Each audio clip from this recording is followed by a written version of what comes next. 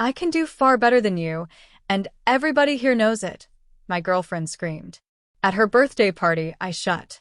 Can you imagine the woman you love, the one you've shared your life with, publicly humiliating you, then trying to destroy you for standing up for yourself? What if I told you that moment of betrayal was just the beginning of her epic downfall?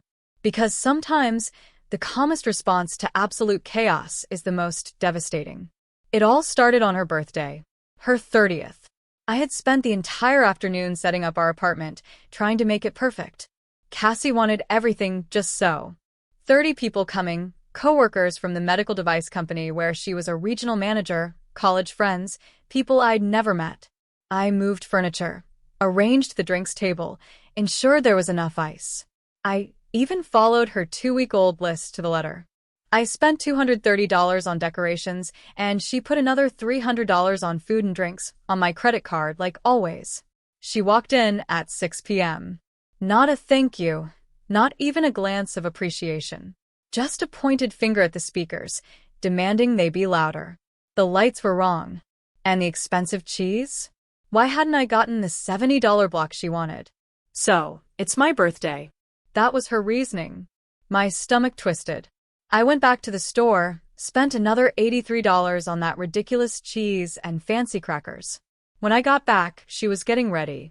At 7, she emerged in the $450 dress I'd bought her last month for a work event. Standing there, looking at her, a cold dread settled in. Had Greg already seen that dress? I pointed to the small, white-wrapped box on the counter. Your present. She picked it up, waited. Is this jewelry? She asked, without looking at me. Open it. She did. Inside was a silver bracelet, maybe $120. Nothing extravagant, but it had a charm that matched one her grandmother used to wear. She'd mentioned it once, 6 months ago. I remembered. She looked at it, then at me. This is cute. That word. Cute. Like a child's drawing she had to pretend to like. Not really Monaco energy, is it? She set it down, didn't put it on. Just left it there, walking away to finish her makeup. I stood, staring at that small box, the bracelet I'd spent 3 weeks finding, a link to a memory she'd shared with me, now just sitting there, like it meant nothing. My chest felt tight. Guests started arriving around 7:30. I played the dutiful host, bartender, coat grabber, small talker. At 8:15, Greg arrived. Director of sales at her company, her boss's boss. 42, divorced. Wearing a suit to a birthday party. He walked in like he owned the place, didn't even see me. Headed straight for Cassie. Kissed her on the cheek. Too long. Too familiar. He handed her a gift bag. She pulled out a bottle of champagne, a $300 plus label. For what's coming, he said. She laughed. That laugh she saved for people she thought mattered. You're too good to me. Around 9 p.m., I was refilling the ice bucket in the kitchen when her voice cut through the music, sharp and clear.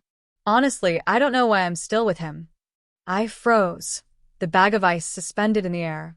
She was on the balcony, with 3 coworkers. Greg was there, standing close, his hand on the railing next to hers, almost touching. A woman in a red dress said, "He seems sweet, though." Cassie laughed again, a harsh, dismissive sound. Sweet doesn't pay for Monaco. Sweet doesn't get you into rooms that actually matter. I need someone who matches my energy. Someone who's going somewhere. Greg smiled, then placed his hand on the small of her back. And left it there. You deserve someone on your level, he purred. The ice bag was dripping. Water pooled around my shoes, but I didn't move. Then she turned. And she saw me. Through the glass. Her eyes met mine. She didn't look embarrassed. She looked annoyed that I'd heard. I walked out there. Calm. So unnervingly calm. I set the ice bucket down on their table.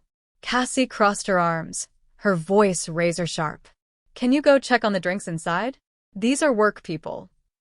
I looked at her, then at Greg, his hand still on her back, then at the other 2, their eyes suddenly glued to their drinks, then back to Cassie. No. She blinked. Excuse me? You heard me. Her face twisted. That look she got when someone dared not to immediately obey. She stepped closer, lowered her voice. but not enough. You're embarrassing me. Go inside. I stood my ground. Say what you just said again. What about Sweet not paying for Monaco? Say it again. Louder this time. Her eyes went wide. Greg shifted uncomfortably. The other two were now utterly fascinated by their drinks. Cassie recovered fast, her voice rising, making sure everyone nearby could hear. You'll never be good enough for me. The conversations around us died. The music still played, but the talking stopped. 30 people were staring. I smiled. Not a real smile. Just something to keep from losing it entirely. Maybe you're right. Then I walked inside. Didn't rush. Just a normal pace. To the speaker. And I turned it off. The room went completely silent. 30 pairs of eyes on me. Party's over, I said, my voice steady. Everyone out. You got your spotlight. That's the last one I'm paying for. Someone actually laughed, thinking I was joking. I didn't respond. I simply opened the front door, stood next to it, and waited. Cassie came in from the balcony, face red, voice shaking. What are you doing? Ending my party? Everyone needs to leave. This is my birthday. I just looked at her. And this is the apartment I pay 70% of the rent for. The lease is in my name. Everyone out now. People started moving, grabbing coats, looking incredibly uncomfortable. A few tried to say goodbye to Cassie, but she wasn't listening. She was staring at me, disbelief etched across her face. Greg was one of the last to leave. He stopped in front of me, straightened his suit jacket. You're making a mistake. You'll be hearing from my lawyer soon. His jaw tightened.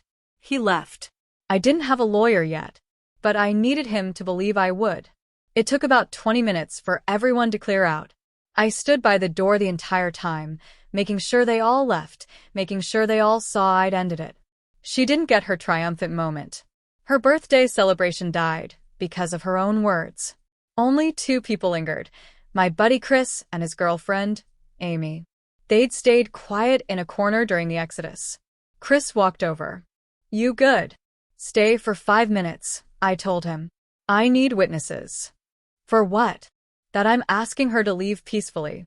That this stays calm. Amy pulled out her phone. Started taking notes. Time. Date. Who was present? What happened? Cassie slammed the balcony door shut. Walked over. What the hell was that? Grab your things. You're leaving tonight. This is my home. No, I said, my voice cutting through her anger. This is the apartment I pay for, while you spend shared money on your affair. You're leaving. She looked at Chris and Amy, her voice instantly changing, becoming softer, playing the victim. You're seriously going to let him do this? Chris shrugged. We're just here to witness. He asked you to leave. You can do it peacefully, or he can call the police for a civil standby while you grab essentials and leave tonight. She turned back to me, trying that fake, calm voice. You're overreacting. I was drunk. I didn't mean it. Which part didn't you mean? I asked, cold and steady. That I'll never be good enough? Or that you need someone who matches your energy for Monaco? She went pale. Who told you about Monaco? Does it matter? That's a work trip with Greg. He's my boss's boss.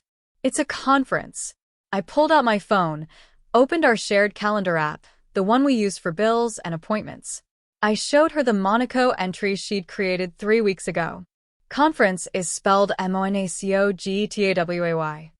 Her mouth opened, but nothing came out. Pack a bag. You're staying somewhere else tonight. You can't kick me out. Watch me. You have 30 minutes. If you refuse to leave peacefully, I'm calling the police for a civil standby while you collect your things and go. I have video showing I asked you to leave calmly. Your choice. What video? Amy held up her phone. Started recording when you came in from the balcony. Audio's clear. Video's clear. Timestamped. I hadn't asked Amy to do that. She just did it. Smart. Cassie's face went from pale to fiery red. She looked at all 3 of us. Her shoulders slumped. She stormed into the bedroom. 17 minutes later, she emerged. 2 bags, makeup bag, laptop, some clothes. She stopped at the door. This isn't over. Yeah, I said, my voice quiet. It is. She left. The door slammed behind her. Chris looked at me. You need anything? Locksmith number. And I need you to send me a copy of whatever Amy recorded. He pulled out his phone. Locksmith can get here after midnight. I'll meet him. Amy's airdropping you the video now. Can you stay and meet him? I need to go print some things while everything's fresh. Yeah, I'll hand off the keys tomorrow morning. Chris stayed behind while I drove to the 24-hour copy center. The text came through at 11:47 p.m. I was sitting in my car outside a gas station, engine off, trying to figure out what the hell I was supposed to do next. Kelsey's message lit up my phone. You know what she said after you left? I stared at it. Typed back. What? 3 dots. Then they disappeared. Then they came back. Asterisk, she said. Good. Now I don't have to break up with him before the trip to Monaco. Greg's going to be so much easier to deal with. Asterisk, my hands went numb. I read it 3 times. Then I opened the screenshot she'd attached. There it was. Cassie's actual message in a group chat. Word for word. Timestamped 30 minutes after I walked out of my own apartment. I sat there, didn't move, just stared at that screenshot until my phone screen went dark. Then I started the car and drove. The copy center beckoned. The place was empty except for the clerk and one other guy. I paid for the overnight block, took my laptop into the small office space in the back, and locked the door. Then I started printing. First, Kelsey's screenshots. The group chat message about Monaco and Greg. 5 copies. Then I logged into our shared cloud account. Found the travel folder. 43 photos of Cassie and Greg across multiple cities, spanning 11 months. Printed everything. Bank statements next. Our joint account, going back 24 months. I created a spreadsheet, meticulously showing every rent payment. My 70% contribution versus hers. Total, $28,400 more for me. Credit card charges. I found dozens of charges that had nothing to do with our life. Hotels, flights, dinners, ride shares. I totaled them. $8,200 of shared money spent on her affair. Printed it all. 3 full binders by 4 a.m. I left the copy center, stored the binders in my car trunk, along with my laptop and anything else she might try to mess with later. Got maybe 2 hours of sleep. Then I was up, making calls. First call. My building's property manager. I need to know if your security cameras cover the hallway outside my unit. They do. Why? I need footage from last night, 8 p.m. to midnight. I had to ask my girlfriend to leave, and I want documentation showing she left peacefully. I can pull that for you. Cost is $50 for the export. Do it. I'll pick it up today. Give me until 10. Second call. Work. I'm a commercial insurance adjuster. I called my supervisor directly. I need to brief you on a personal situation that might affect work. What's going on? I ended a 4-year relationship last night. It was my girlfriend's birthday party. She said some things in front of people that were pretty humiliating. I documented it, asked her to leave. She left peacefully. I'm telling you because there's a chance she might try to retaliate by contacting the company. Silence. Then, what kind of retaliation? False allegations. She works in medical device sales.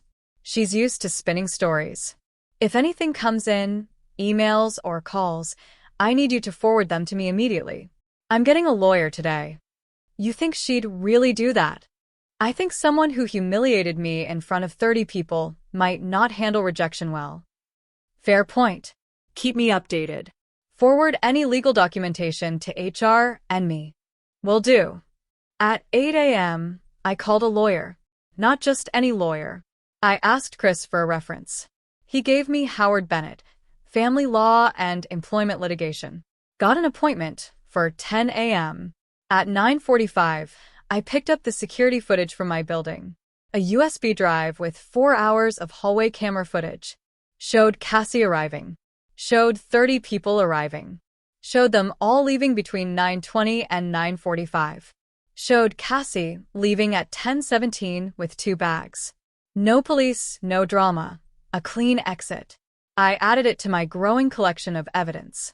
I showed up at Howard's office at 9:55. He was maybe 60. Gray hair, sharp eyes.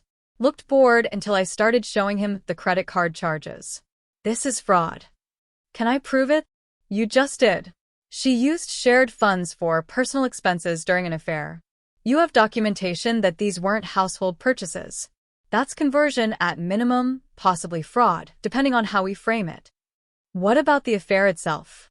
Does her company have a fraternization policy? I haven't checked yet. Do that today. If they do, and he's in her reporting chain, that's a separate problem for both of them. Not your problem, theirs. We talked for 90 minutes. He took copies of everything. The photos, the bank statements, the spreadsheets, the security footage, Amy's video from the party, Kelsey's screenshots. You did this exactly right. Most people wait until they're emotional. You documented while you were cold. That's how you win. She's going to come after me, probably. When she does, you escalate harder, but cleanly. Everything by the book. Make her the unreasonable one. What's my next step? Send me her company's employee handbook. I need to see their policies. Then wait. Let her make the first move. Document everything. Every text, every call, every interaction. If she shows up at your home or workplace, we file for a protective order immediately. I left his office and drove straight to the medical device company's website. Found their employee handbook in the career section. A public download, 64 pages. Found the fraternization section on page 47. Clear policy. No romantic or sexual relationships between supervisors and subordinates. Both parties subject to immediate termination. Zero tolerance. Greg was director of sales. Cassie reported to the VP of sales, who reported to Greg. Direct chain of command. I photographed the policy page. Sent it to Howard. Got a text back in 5 minutes. Asterisk perfect. That's what we needed. Now we wait for her to escalate. She will. Asterisk, she started texting at noon. First it was apologies, then insults, then threats. I didn't respond to a single message. I screenshotted everything, saved it by date, and forwarded batches to Howard twice a day. The folder stopped feeling like evidence and started feeling like a diary of her escalation. Howard's response. Asterisk, don't engage. Let her fill the evidence folder. Asterisk day 2. She showed up at the apartment. Building security called me first. Cassie's in the lobby. Says she needs to get her belongings. She already got them. I packed everything she left behind and dropped it at the security desk yesterday morning. You have it logged. Yeah. 3 boxes, signed and dated. She hasn't picked them up yet. Tell her they're there. Tell her she needs to show ID to collect them. Tell her not to come to my door. If she does, call me immediately. Got it. 10 minutes later, she was at my door, pounding on it. I know you're in there. Open up. I called Chris.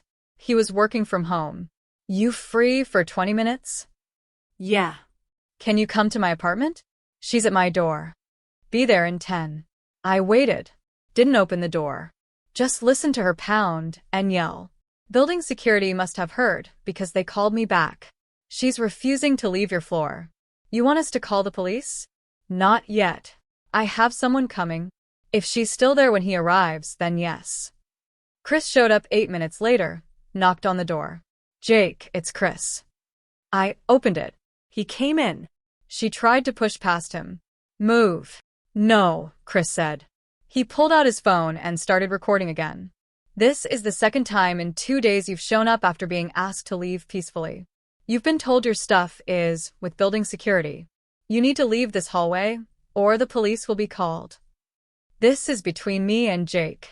No, I said from inside. It's not. Your stuff is downstairs. Get it and leave. We need to talk. No, we don't. Anything you need to say can go in a text. Leave, or I'm calling the police for a civil standby while you collect your things. She stared at Chris, at me, then back at Chris, her jaw clenched. You're going to regret this, she said. Then she left. Chris came inside. She's escalating. I know. You need to file something. Restraining order, protection order, something. My lawyer said to document first. Build the case, then file when it's ironclad. How much more do you need? She'll give me more. People like her always do. He left. I sent the new video to Howard, added it to the evidence folder. My cousin called that night. Heard about the breakup, through family. Just apologize to her. Make peace. This doesn't need to be a war. I felt a cold rage. She humiliated me in front of 30 people. She's been cheating for almost a year. She's lying about me to everyone. And you think I should apologize? I'm just saying. Sometimes it's easier to be the bigger person. I am being the bigger person. I'm protecting myself legally instead of doing something stupid. That's as big as I get. I hung up. Didn't talk to him again for months. That afternoon, I got a text from an unknown number. Different area code. Then 2 voicemails. Cassie's mother. The first demanded an apology. The second offered money for a non-disclosure agreement. I didn't answer any of it. Just archived everything, texts, voicemails, timestamps, and sent the batch to Howard. His response: do not engage. Mom's trying to buy silence. That tells me daughter knows she's exposed. Keep building. Day 4. She went nuclear on social media. A long post on her main account. Public. Finally escaping a toxic relationship. Financial abuse. Isolation. Control. Finding the courage to leave. Didn't name me directly. Didn't have to. Everyone who knew us could figure it out within minutes. I archived it and sent it to Howard. He called me this time. This is good for us. How is this good? She just made specific false claims publicly. If we can prove they're false, which we can, we have defamation. Keep saving everything. Don't respond. Let her hang herself. She's messaging people. I'm getting texts from friends asking if I'm okay. Perfect. Get screenshots from anyone she's messaged. If they're willing to send them, even better. We're building a pattern of malicious false statements. I texted Kelsey. She was Cassie's friend originally, but we'd become friendly over the years. She'd sent me the Monaco screenshot. I trusted her. Is Cassie messaging people about me? Yeah. She's hitting up everyone who was at the party. Same story. Financial control, emotional abuse. Says you manipulated her into staying. Says you threatened her when she tried to leave. Can you send me screenshots? Already saved them. Sending now. 6 images came through. Direct messages from Cassie to mutual friends. Same script in all of them. Slightly different wording, but the same toxic narrative.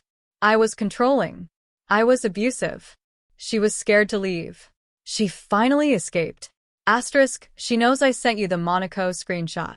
Cut me off completely. Told everyone I betrayed her. I'm sorry you lost friends over this. I didn't lose friends. I found out who they really were. Send the stuff to your lawyer. I sent them all to Howard. Perfect. Keep them coming. Then things took a sharp turn. Someone from their company saw Cassie's post. Saw the comments. Saw Greg's response. He'd written, proud of you for standing up. You deserve so much better. Someone screenshotted that exchange and sent it to their company's HR department with a note. Might want to look into this. It took 3 days for them to call me. A woman named Patricia from HR, professional voice. Careful words. We understand you may have information relevant to an ongoing internal investigation involving 2 of our employees. What investigation? I can't disclose specifics, but we've received reports of potential policy violations. We believe you may have relevant information. What kind of information? Evidence of an inappropriate relationship between a supervisor and subordinate. Evidence of expense report irregularities. Evidence of company policy violations. I stayed quiet for a moment, thinking, what are you offering? Confidentiality, protection of your identity, use of information for internal purposes only. We wouldn't share it with the employees in question unless required for disciplinary proceedings. I want that in writing. I can send a confidentiality agreement within the hour. Send it. I'll have my attorney review it. The agreement came through 40 minutes later. I forwarded it to Howard. He approved it with 2 small changes. I sent those back to Patricia. She agreed. The final version came through. I signed it, sent it back. Then I compiled everything. The photos from the cloud account, the timeline going back 11 months, the expense records showing $8,200 in affair-related charges on the shared credit card, the company fraternization policy showing clear violation. Put it all in a password-protected zip file. Uploaded it to the secure link Patricia sent. Got a response 2 hours later. Thank you. This information has been forwarded to our investigation team. You'll receive confirmation once our review is complete. 5 days later, Kelsey texted me. They're both fired. What? HR investigation wrapped yesterday. They found policy violations and evidence of expense fraud. Both terminated effective immediately. Greg tried to fight it. They showed him the evidence, and he left without another word. I sat down on my couch, staring at my phone. How's Cassie taking it? Not well. She's posting that she's a victim of workplace retaliation, that she was forced into the relationship and is now being punished for speaking out. It's getting messy. Of course she is. That evening, Greg started calling. The first voicemail was a threat about destroying careers and knowing lawyers. 2 hours later, a text from a different number telling me to be smart and drop whatever I was planning. I didn't respond. Just saved everything, blocked both numbers, and sent the batch to Howard. That's 2 threats, he said. 1 more and we file. He's making this easy. Next morning, building security called me at 6:15 a.m. Someone's in the lobby asking for you. Says he needs to deliver legal documents. What's his name? Won't say. Says it's confidential. Is he a process server? He's not wearing any identification, just a guy in jeans and a jacket. Tell him to leave the documents with security or leave the property. If he refuses, call the police. Will do. 10 minutes later, they called back. He refused to leave documents. Refused to leave property. Police are here now. He left when they showed up. Did you get his description? License plate. Got a photo, actually. Want me to send it? Yes. Text it to me. The photo came through. Greg. Standing in my building lobby at 6 a.m., trying to intimidate me. I sent it to Howard. This is number 3. That's harassment and intimidation. File for protective order today. I'll have it ready by noon. The protective order application was filed by 2 p.m. An emergency ex parte hearing happened that afternoon. The judge reviewed the threats, the 6 a.m. lobby incident, and the video evidence. A temporary order was granted by 5 p.m. Greg and Cassie both named. No contact, no communication, no physical proximity within 500 feet. Violation meant immediate arrest. A process server delivered it to both of them the next day. Meanwhile, Cassie kept pushing harder with the lies. She'd built a whole story. I'd controlled the finances. I'd isolated her from friends. I'd manipulated her into staying. I'd threatened her when she tried to leave. Her post got shared, got comments, got traction. Half of them were supportive. The other half were questioning, asking for more details, asking why she stayed so long, asking if she had proof. She doubled down, posted more, added details, made it more specific. Each detail more false than the last. Then things got messy at work. My supervisor called me into a meeting on a Wednesday morning. He looked uncomfortable. We received some concerning emails about you over the weekend. From who? Anonymous accounts, but they're making serious allegations. Personal conduct, abuse, instability. Someone's saying, we should know what kind of person we're employing. Can I see them? He turned his monitor. 3 emails, all from different throwaway accounts, all saying basically the same thing. I was abusive to my ex. I was unstable. I was dangerous. The company should know. I pulled out my phone, opened my email, found the message I'd sent to my supervisor and HR 3 days after the party. The one where I'd warned them this might happen. I told you this was coming. I have a lawyer. I'm building a defamation case. These emails are part of that pattern. My attorney can send you documentation if you need it. He looked surprised. You told us this might happen? 3 days after I ended the relationship. Check your email from last week. Subject line: personal situation heads up. He checked. Found it. Read it. You actually warned us ahead of time? Because I knew this was coming. People who humiliate others don't handle consequences well. Can you forward me these emails? My lawyer needs them. I'll send them now. I forwarded them to Howard. He responded within minutes. Asterisk proof of malicious intent. Proof of attempt to damage your employment. This strengthens our case significantly. Asterisk, any idea how she got your work email? It's on the company website. I do field inspections. Clients need to reach me. That's targeted harassment. Keep documenting. My supervisor called me back 2 hours later.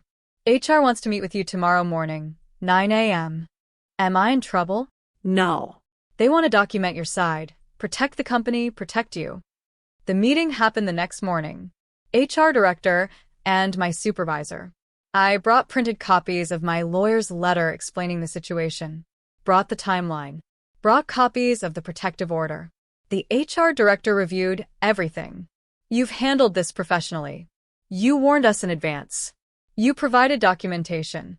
You've obtained legal representation. This is exactly what we want to see when an employee faces false allegations. I just didn't want this affecting my work. It won't. We're documenting this meeting. If any further communications come in, we'll forward them directly to your attorney. And we're noting in your file that these allegations have been investigated and determined to be part of a personal dispute with no merit. Thank you. One more thing. We have an opening for senior adjuster, regional position, more responsibility, better pay. Your supervisor recommended you before any of this happened. We're still moving forward with that interview. Interested? I stared at her. Yes, absolutely. Good. Interviews next Monday. I got the job. A $15,000 raise, company car, better benefits, a promotion effective in 2 weeks. Then Kelsey sent me something huge. You need to see this. Screenshot of a group chat. Cassie and 4 of her friends. Dated the day after her birthday party. Cassie's message. Asterisk okay, here's what we're doing. If anyone asks about Jake, use this script. Say he was controlling. Say he isolated me. Say he managed all the money and I couldn't leave. Make it consistent. Make it believable. If we all say the same thing, people will believe it. Asterisk another message. Asterisk post on social media. Share my posts. Comment supportive things. Make him look like the bad guy.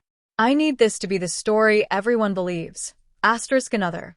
Asterisk if he tries to defend himself, call him an abuser. Call him manipulative. Say he's gaslighting. Make sure nobody believes him. Asterisk I forwarded it to Howard immediately. He called me.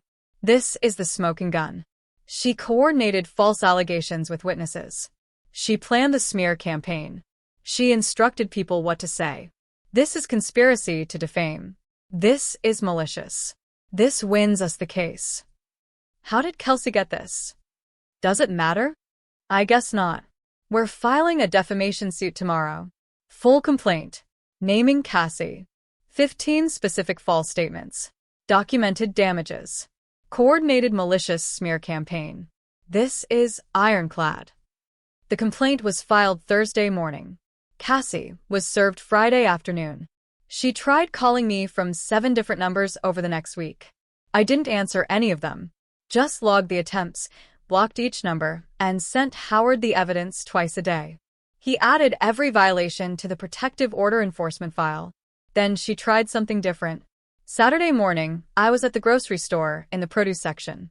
Heard someone behind me. Jake. I turned around. Cassie. Phone in her hand, pointed at me. Recording. Don't walk away. We need to talk. No, we don't. You're violating a protective order. Stop recording me. I just want to talk. Why are you being so cruel? She was baiting me, trying to get me to react on camera, trying to get footage of me being angry or aggressive. I pulled out my phone, started recording her. You're violating the protective order right now, and you're recording me. I'm leaving. Don't follow me. I walked away, left my cart, Went straight to my car, called the police from the parking lot. I need to report a protective order violation. Gave them the case number, the location, sent them my video showing her approaching me, recording me, refusing to leave me alone. Police went to her parents' house where she was staying. She got arrested for violating the protective order, spent 6 hours in custody before her mom bailed her out. Howard filed a motion to hold her in contempt. The judge granted it. She got fined $2,000 and warned that another violation meant jail time. The defamation lawsuit moved forward. The discovery phase was brutal for her. Howard requested financial records, communication logs, social media posts, witness lists, the group chat coordination, everything. Her lawyer was some guy she'd found cheap. Probably cost her $2,000 total. He responded with a motion to dismiss. Said I couldn't prove damages. Said her statements were opinions protected by free speech. The judge denied it. Scheduled mediation. Said if we couldn't settle, we'd go to trial. Said the evidence was strong enough to proceed. Said Cassie's lawyer should advise her to settle. Mediation was set for a Wednesday at 2 p.m. Downtown office building. Neutral mediator. I showed up with Howard. We had 3 binders. The original evidence binders I'd printed that first night at the copy center. Every photo, every bank statement, every expense record. Plus 2 more binders of new evidence. The group chat coordination screenshots, the protective order violation, the work harassment emails, the video from the grocery store, the security footage, Amy's party video, everything documented and organized. Cassie showed up with her lawyer. She looked different. Thinner. Her hair wasn't done. Wearing jeans and a sweatshirt, no makeup. Her lawyer looked nervous. We sat in separate conference rooms. The mediator went back and forth. The first offer came through after 30 minutes. She's willing to post a retraction and remove her posts if you drop the lawsuit. Howard didn't even look at me. Just slid our settlement demand across the table. This. All of it. Non-negotiable. The mediator looked at it. His eyes went wide. This is extensive. She coordinated a malicious defamation campaign.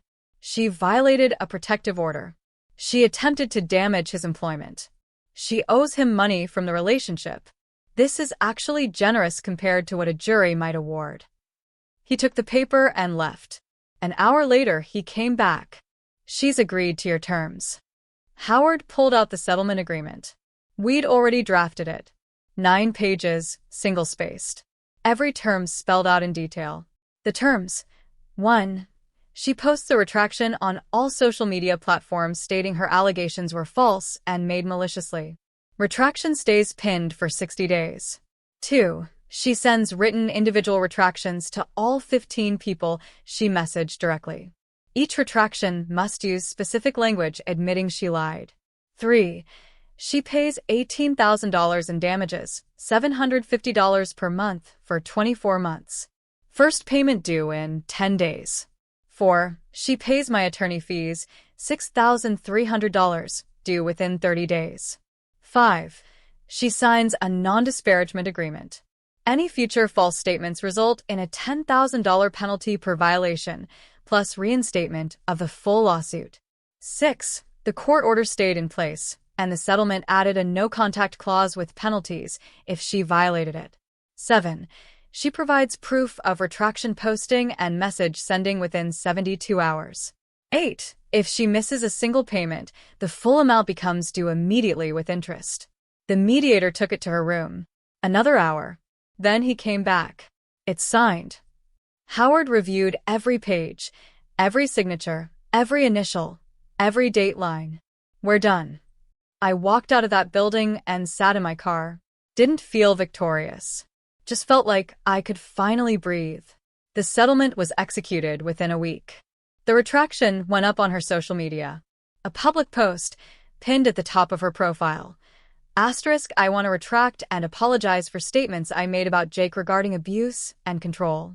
These allegations were false. They were made out of anger and hurt following our breakup. Jake did not abuse me. He did not control me financially. He did not manipulate or threaten me. I created these false narratives and coordinated with others to spread them. I am deeply sorry for the harm I caused to his reputation and professional standing. This retraction is being made as part of a legal settlement. Asterisk individual retractions were sent to everyone she'd messaged. Kelsey forwarded me one. Asterisk I need to retract statements I made to you about Jake. Those statements were false. I coordinated a campaign to damage his reputation through false allegations. I apologize for attempting to manipulate your perception of him. Asterisk the first payment hit my account 10 days later. $750. Right on time. Greg tried to contact me one more time. A LinkedIn message request. Asterisk I know we can't talk directly, but I want you to know what you did destroyed 2 careers and a future together. Hope you're happy. Asterisk screenshot. Forward to Howard. Report to LinkedIn. Account suspended for violating the protective order. The settlement didn't replace the order. It sat on top of it. 18 months into the payment plan. I'm doing good. My new job is solid. Managing a team of 8 adjusters now. The company car sits in my dedicated parking spot. An office with a window, my name on the door. My boss told me I'd handled my situation like a professional. Said that's exactly the kind of person they want in leadership. I moved to a new apartment, a different part of town. 2 bedrooms, top floor, quiet building, no shared history. Started fresh. Started training for a half marathon. Up to 8 miles now. Lost 15 pounds. Put on muscle. Feel stronger. Feel in control. Went on dates. Nothing serious yet. Just coffee, dinner, normal conversations with people who don't make me feel like I'm not enough. Remembered what healthy actually feels like. Settlement payments kept coming. Every month, right on time, $750. 18 payments down, 6 more to go. Then I ran into her. I was grabbing lunch downtown on a Tuesday. A small sandwich place on the ground floor of my office building. Ordered at the counter. Turn around with my tray. She was sitting at a table by the window. Alone. Saw me the same moment I saw her. We both froze. She looked different. Still thin. Hair pulled back. Working clothes, a retail name tag from a department store. I could have left. Could have gone back to my office, but I didn't. I walked over to her table. Cassie. She looked up at me. Jake, you're my building. This is where I work. I didn't know. I just started this job last week. This place is close to the store. You need to find a different lunch spot. I can't afford to be picky about where I eat. I looked at her. Really looked at her. How's the retail job? It's fine. It's work. Making payments on time. I know. You haven't missed one. Good. Don't start. She nodded, looked down at her sandwich. I really am sorry. Not because of the settlement. Because I actually am. I destroyed everything. My career, my friendships, my relationship with my parents. All of it. Yeah, you did. I know you won't forgive me. I'm not asking for that. I just needed you to know the apology is real. I pulled out my phone, showed her my calendar. Your last payment is due in 6 months, November 15th. After that day, you and I have no connection. No reason to ever think about each other again. I know. Find a different lunch spot. I walked away. Threw my sandwich away on my way out. Wasn't hungry anymore. Got back to my office, closed the door, sat at my desk. Felt nothing. Not anger. Not satisfaction. Not vindication. Just nothing. She'd become exactly what she deserved to become. Someone who'd burned every bridge and was now working retail, making minimum wage while paying me $750 a month she couldn't afford. The Monaco trip never happened. Greg got fired, lost his career, lost whatever relationship he'd rebuilt after the divorce. Last I heard, he was working some low-level sales job in a different state. Cassie lost everything she'd valued. The career she'd been so proud of, the lifestyle she'd said I couldn't provide, the image she'd built. All gone. And me? I got promoted, got paid, got my reputation back, got my life back. That night, I opened my laptop, pulled up the evidence folder. The binders I'd printed that first night at the copy center, the photos, the bank statements, the spreadsheets. All of it. Dragged it to trash. Emptied trash, deleted the backups, deleted the cloud copies, deleted everything. Didn't need it anymore. Checked my bank account. Settlement payment had cleared. Payments coming in like clockwork. My phone stayed quiet. No unknown numbers, no burner texts, no violated protective orders. Clean. 6 months later, November 15th. The final payment came through. $750. I opened my banking app. Confirmed it cleared. $18,000 total. Full settlement paid. Pulled up the settlement agreement PDF. Everything done. All settled. Howard had the originals. I didn't need a copy anymore. Closed the file. Deleted it. Grabbed my keys. Went to the gym. Did my workout. Came home. Made dinner. Watched the game. My phone rang once. An unknown number. I let it ring until it stopped. Then I went back to my food. So, after hearing all of this, what do you think? Would you have been able to stay as calm and calculated in my situation? Or have you ever had to deal with a betrayal this deep and come out stronger on the other side? Let me know in the comments below. I really want to hear your thoughts.